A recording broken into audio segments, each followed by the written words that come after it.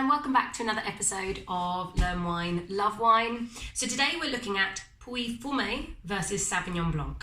So Pouilly Fumé is Sauvignon Blanc. Pouilly Fumé is the region in France, and as if you've been watching the other episodes, a lot of the regions in France, they're just known by the name. So seeing as it's always Sauvignon Blanc, let's look at Sauvignon Blanc as a grape variety. So that you know, it's always high acidity, so it's always going to be very refreshing. It's quite an aromatic variety, so it's going to have lots of different flavours to it. It can be quite herbaceous. That would be flavours like peas, asparagus, even a little bit grassy. It can be quite tropical as well if grown in regions with more sunshine. So tropical, passion fruit, grapefruit, lots of elderflower is quite, you'll smell that a lot in wine. And depending on where it grows, it can have more green appley flavours, a little bit more citrus, all the way up to that really pungent tropical notes. The regions where it's most famous, and hence why today we're going to taste Pouilly Fumé, is either in France or what's become almost a brand in itself is from New Zealand, the region Marlborough. So for those, a lot of people are just hooked on Marlborough Sauvignon Blanc from New Zealand, and the reason for that, it is so pungent as a style. That is almost one of the few wines I think in the world that most people could just get a whiff of in the glass and they'll know what it is. So if you ever smell something without even sticking your nose in the glass, good chance it might be Sauvignon Blanc. So that is going to be really intense, really zesty, and again, as I mentioned, the passion fruit, the grapefruit, all that aromatics with a Marlborough Sauvignon Blanc. If you come to France, there is a region called Loire Valley, in the central vineyards of Loire Valley. So this is very cool climate, which is where Sauvignon Blanc loves to grow, in cool climate regions. There are two famous regions that you need to know of. One I've mentioned already, Pouilly Fumé, and the other one is Sancerre. Now, when you see those two regions, they will be Sauvignon Blanc.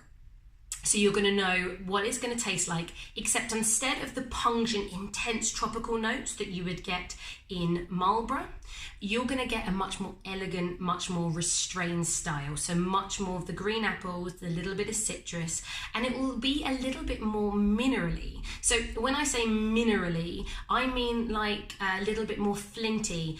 There's a lot of chalk in the soil of Sancerre and Pouilly Fumé, and that is what gives this extra little bit of a flavour to it. Pouilly Fumé, if you think of fumé, smoked, that is known to always have a slightly smoky, extra smoky flavour. So that's why I always kind of lean towards Pouilly Fumé. I like that kind of elegance. So that might be a little hint to remember tasting notes and what to expect. So elegant and restrained is Sancerre and Pouilly Fumé in the Loire Valley of France, and pungent and big is Marlborough in New Zealand. You can get great examples in Chile, you can get great examples in South Africa, but the two kind of famous regions that people seem to know about are these ones I've just mentioned. Now, all of these, whether they are really pungent or very elegant, will be fresh and vibrant. You can get oaked Sauvignon Blancs. So if you like rounder, richer, creamier style, look for an oaked Sauvignon Blanc. In the New World, a lot of the time they're just writing oaked, so that helps you. Fumé Blanc in California is quite a popular term to call it in California. And if you see a Sauvignon Blanc from Bordeaux, Bordeaux being the region for these big famous reds of the world, they do Sauvignon Blanc, often mixed with Semillon, so that kind of makes it rounder anyway, and they put it in oak, and so you're going to have a richer, rounder, creamier style. So that gives you an idea about Sauvignon Blanc. Today I've decided just to get what I could find in M&S. I've never tried this. I don't know much about it. It's M&S is working with the winery to make the wine, but I just wanted an example of Pouilly Fumé. This is £15.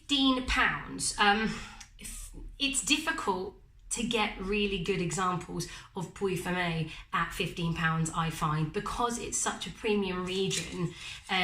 You tend to have to spend a little bit more. But I thought £15, let's have a little go and see what it tastes like, just in case, so you can see the bottle a little bit more. So it's Pouilly Fumé, La Tuliere, I don't know, my French is terrible. I'm not even going to try. It'll never get any better. So this is not too intense. I find it's very pretty. It smells lovely, but I need to put my nose in the glass a bit more to to have a think about it. It's definitely in that elegant restraint. It's restrained, that's the word. I get a lot of, really beautiful, sweet, fresh cut pear. Lots of pear. And just nice and citrusy. It is vibrant. It's, as I said, very pretty. It's lively. It smells fruity. There's a hint of green, but it's just more that appley citrus notes that are coming through more.